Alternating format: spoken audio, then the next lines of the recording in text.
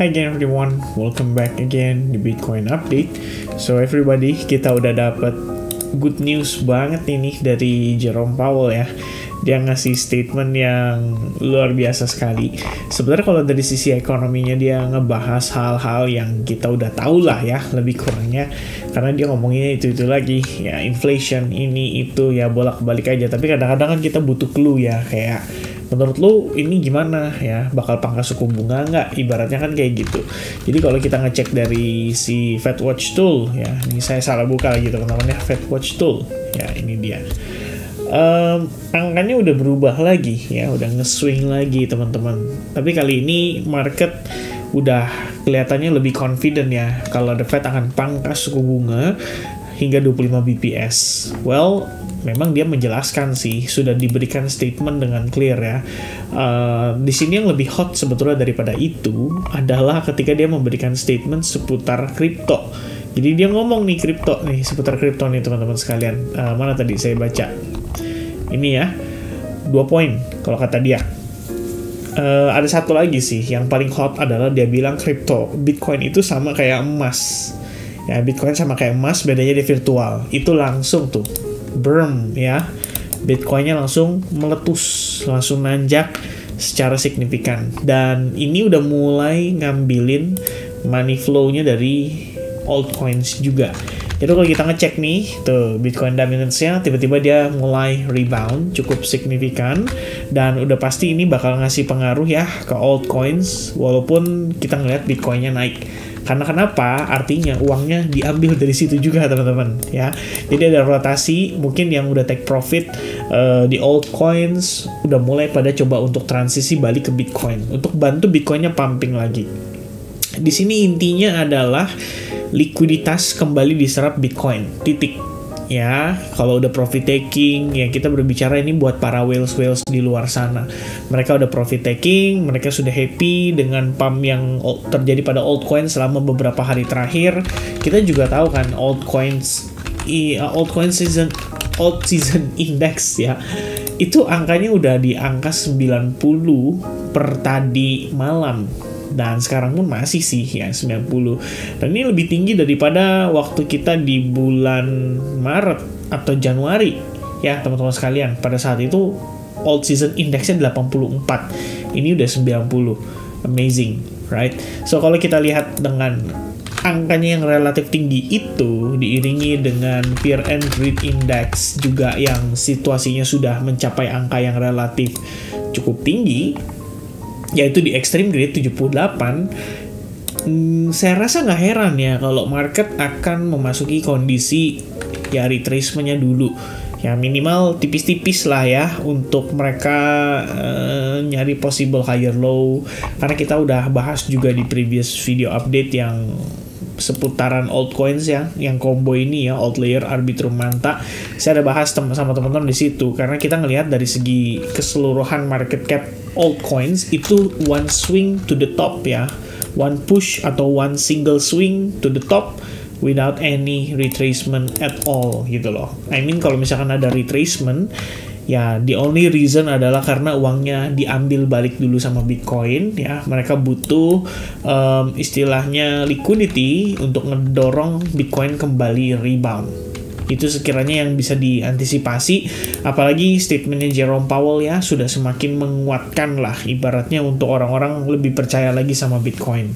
Nah, tambahannya beberapa poin yang dia sampaikan juga adalah central bank itu nggak punya kewajiban ya, atau nggak punya bahasanya dia tuh adalah mungkin kita bilang kayak wewenang teman-teman sekalian.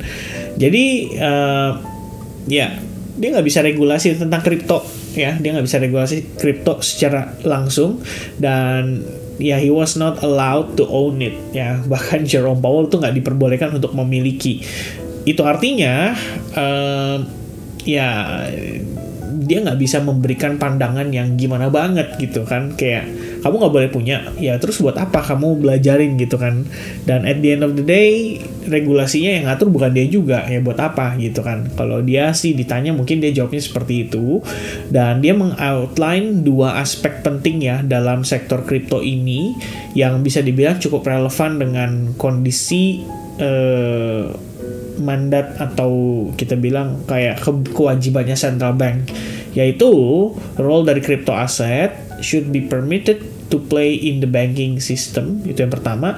Dan yang kedua adalah consumer protection for those buying crypto products. Ya, we would want to interaction between the crypto business and the banks not to threaten the health and well-being of the banks. Ya, dia lihatnya adalah ini sebenarnya menjawab pertanyaan sih, apakah mengancam dolar? Well, definitely tidak mengancam dolar kalau kata dia. Makanya dia mengeluarkan statement kalau Bitcoin itu adalah goldnya virtual. Kira-kira begitu statementnya Jerome Powell. So itu udah cukup banget ya buat nge-send Bitcoin menguat, bahkan almost kembali ke all time high sebelumnya. Dan I believe we can touch $100,000 ya mungkin by the end of the day ya, after close candle, and then next rally-nya mungkin bisa spike sampai 100.000 mungkin ya. Selain itu soalnya S&P 500 juga nanjak guys. S&P 500 udah resmi kembali menciptakan all time high baru. Nasdaq juga sama, sudah resmi menciptakan all time high baru. US 30 yang saya belum ngecek sih, kayak Dow Jones ya, apakah Dow Jones juga? Ya, Dow Jones juga sama, new all time high. So tinggal Bitcoin doang ya yang belum new all time high. Ya, kira-kira kalau kita ngeliat dari kondisinya sekarang ini sih, ini secara price action, secara market structure. Ya, saya ada sampaikan kepada teman-teman bahwa kita mengalami market structure shift, and then we have another higher high, baru kemudian terjadi inducement di sini. When it happen, teman-teman, itu artinya all of this adalah part of the correction. Dan kalau Anda perhatikan dengan seksama, Bitcoin itu sempat membentuk sebuah channel atau falling wedge, and then after a breakout kita ngelihat dia retest, langsung disambut dengan berita yang positif, and Bitcoin kembali rebound cukup signifikan. Sekarang kita butuh closing daily, itu kalau menurut pandangan saya. Kenapa Vin butuh closing daily?